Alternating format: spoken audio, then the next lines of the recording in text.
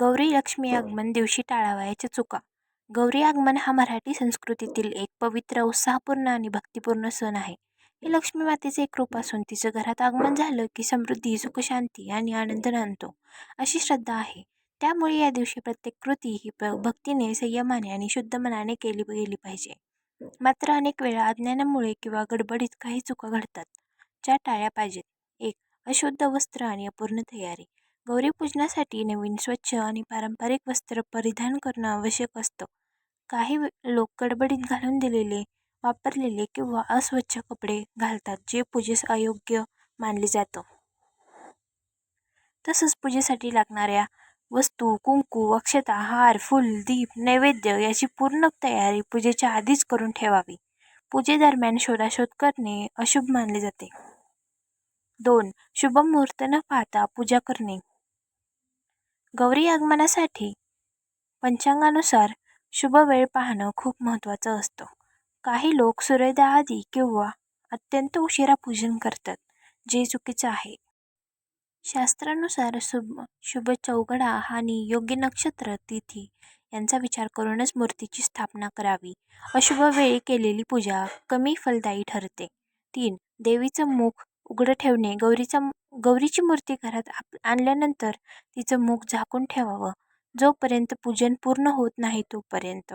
काही जण मूर्तीचे मुख उघडं ठेवतात, फोटो काढतात, ज्यामुळे पूजेमध्ये विघ्न येऊ शकतो. मुख झाकणं हे श्रद्धेची आणि पूजेच्या गोपनीयतेची खूण मानली जाते. 4. प्लास्टिकचा वापर.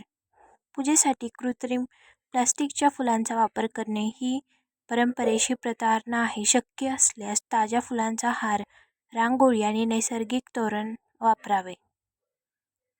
प्लास्टिक न फक्त पर्यावरणासाठी हानिकारक आहे, तर त्यात भक्तीचा गंधही नसतो.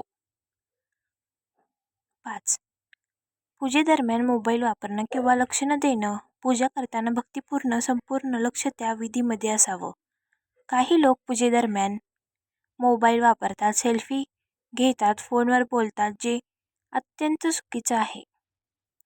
देवतेसमोर मनापासून भक्ती आणि नम्रता ठेवणं हेच पूजेचं खरं स्वरूप आहे. 6. अपवित्र किंवा अस्वच्छ मनोवृत्ती. गौरी आगमनाच्या दिवशी घरात भांडण, वाद, कटू बोलणं, क्रोध, मत्सर यासारख्या भावना दूर ठेवाव्यात.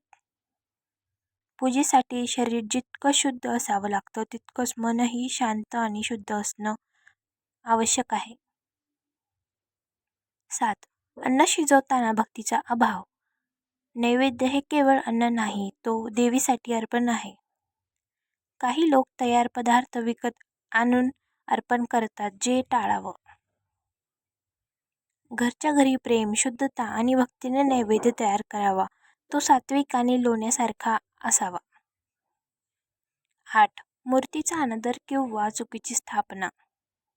गौरीच्या मूर्तींची स्थापना समतल, स्वच्छ आणि उंच जागी करावी. मूर्ती जमिनीवर, गॅसजवळ किंवा बाथरूम शेजारी ठेवू नका. काही जण मूर्ती हाताळताना असावधपणे, घाईगडबडीत वागतात. ही चूक टाळा. 9. पूजेनंतर ओटी न भरणं, विसर्जन विसरणं. गौरी पूजन झाल्यावर सवासिनींना ओटी देणं, सौभाग्यवती स्त्रियांचं स्वागत करणं आणि देवीचं विसर्जन श्रद्धेने करणं गरजेचं आहे. विसर्जन म्हणजे देवीला परत निरोप देणं, ते सुद्धा आनंदाने आणि भक्तीनेच व्हावं. 10. रांगोळी, दीप किंवा तोरण न लावणे. गौरी आगमन म्हणजे मंगलतेचा दिवस. घरात स्वच्छता, रंगीबेरंगी रांगोळी, तोरण, फुलांची सजावट आणि दिव्यांची उजळवण या सगळ्यांनी वातावरण भक्तिपूर्ण बनतं. काही जण हे महत्त्व विसरतात, त्यामुळे घरात आधी सौंदर्य आणि मंगलतेचं स्वागत करा. शेवटी एकच लक्षात ठेवा, गौरी लक्ष्मी आगमन म्हणजे केवळ पूजा नव्हे, तर मन, वाणी, शरीर आणि घर शुद्ध ठेवण्याची संधी आहे.